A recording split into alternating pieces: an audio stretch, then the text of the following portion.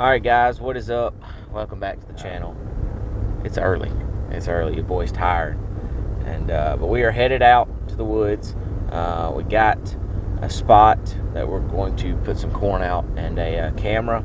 This spot's pretty good early season. We normally see a lot of does through this little funnel. So hopefully we can get out here, stick this camera up, get some feed out, and by the time season rolls around, we got some does in here.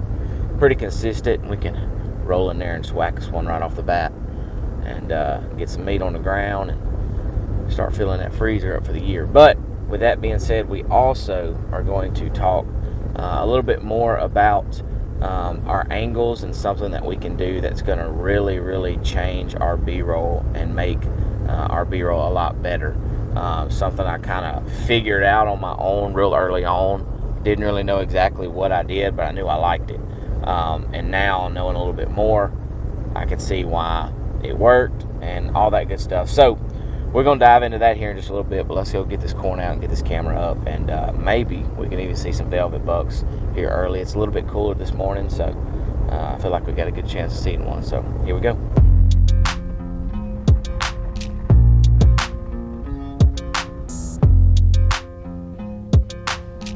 Alright, so we have like the perfect little alleyway here. This little turner is covered by corn, so we're going to park right here. Walk to the edge. There's beans out here. See if we see anything.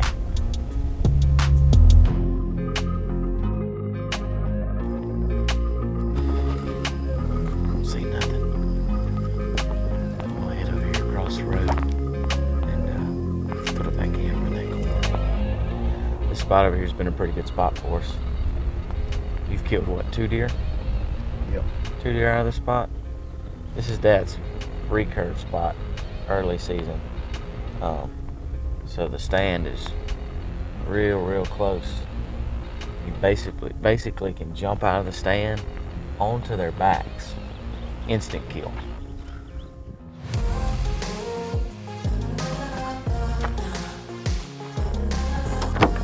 Gosh dang it. Raggedy rednecks. Alright, dive off in the woods here. Kind of explain the spot. If I don't fall trying to get through here. Alright, so kind of what we have right here is there's the bayou is right there. And then on the other side of the bayou is another field. And then obviously the field that we just came from the side of the road. So they use this little strip of woods as kind of a funnel to get back and forth. A lot of times they'll bed up on this side waiting to go to these ag fields, and so this is just a perfect little slip. A lot of times does and stuff will be coming through here hitting this corn before dark, so they can slip out into these fields at dark. So works out for a pretty good spot.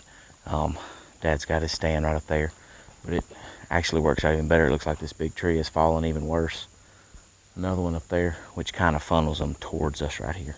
I'm gonna cut down a few of these little trees right here just to kind of open this up. That way, nice easy shot when they come in here and give us an opportunity. So here we go.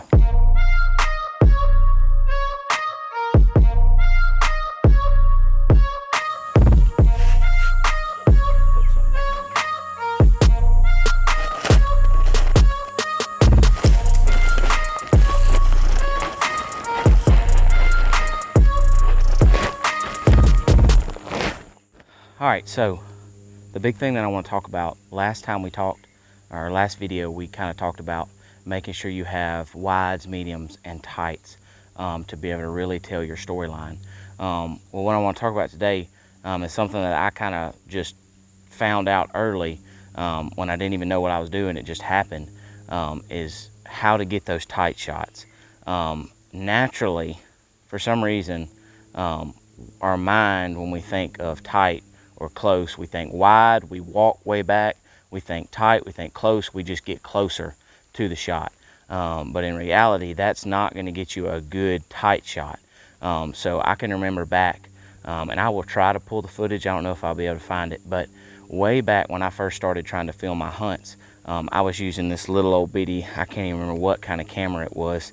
Basically your prototypical soccer mom camera for just probably $200, $300 that my mom had sitting on a shelf, and me and a buddy of mine picked it up and we're like, let's go film.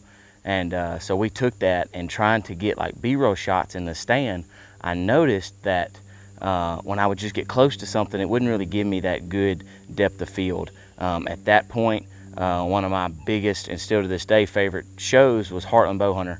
And if you've watched any of Heartland stuff, you know that they're all about the cinematic aspect of everything, and everything is super.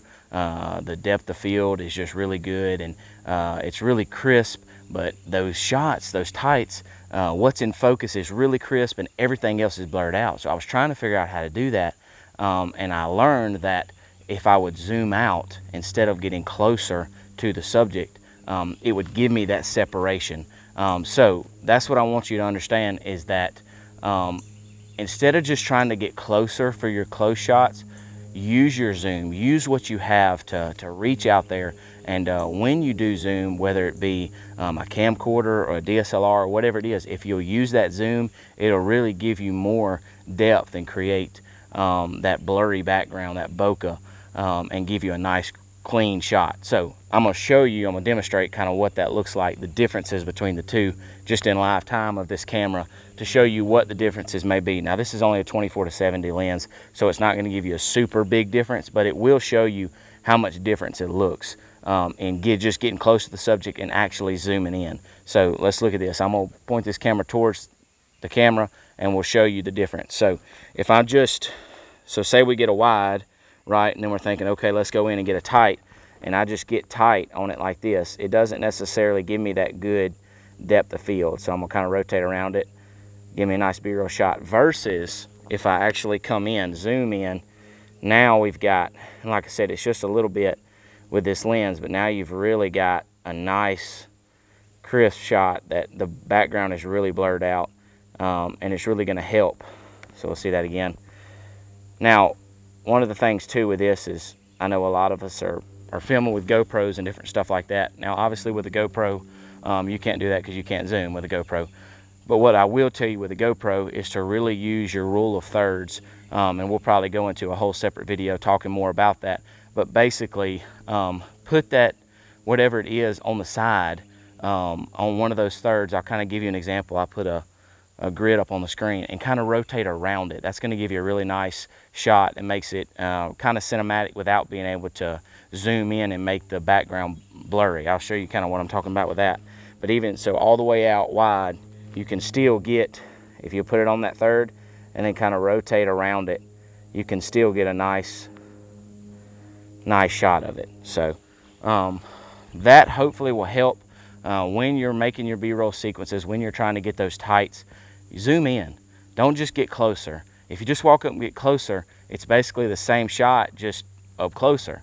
Use that zoom, make it look different, give you that nice crisp footage where the background is blurred out. It'll really help, it'll really give you that cinematic look. And like I said, when I figured that out, I was like, whoa, it like blew my mind. I just was zooming all the way in on everything. I was like, okay, Hunter, you gotta dial it back a little bit. So, but I hope that helps in some of your scenarios when you're trying to get some B-roll, and that goes for everything, in the tree, walking to the tree, no matter what you're doing, even if you're just filming an interview or something like that. Zoom out a little bit, give yourself a little separation from the background. Hopefully that'll help. Hopefully that'll start bringing your videos together more and more.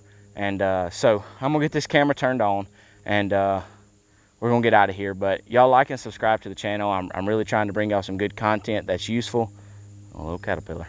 That's useful to you to help you grow. And leave me a comment and let me know some things that you would like to see. I know we've already had a few people say some different things that they would like to see, so hopefully we can get into some self-filming setups and editing setups, all that kind of stuff.